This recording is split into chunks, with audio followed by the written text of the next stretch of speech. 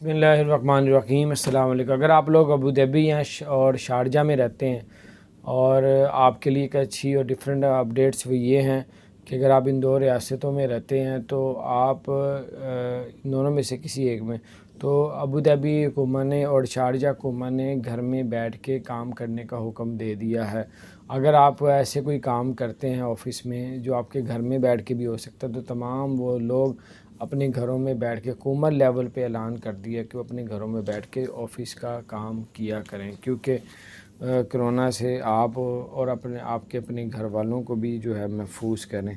तो भी गवर्नमेंट की तरफ से कहा गया है, तो आपको अगर कोई कंप्यूटर में काम आपका होता है या कोई ऐसा हुनर है या कोई ऐसा काम है जो दफ्तर में बैठ के होता है, वही काम अगर आप अपने घर से कर सकते हैं तो जो हुकूमत ने इजाज़त दे दी कि अपने घरों में बैठ के काम करें, सिर्फ कोरोना की वजह से। अल्लाह ताला खैर करे। अगर आपने हमारे चैनल को सब्सक्राइब नहीं किया तो सब्सक्राइब कर दें, बेल आइकन प्रेस कर दें ताकि नई सी अपडेट्स आप तक पहुँचती रहें। अस्सलाम वालेकुम रहमतुल्लाहि व बरकातहू।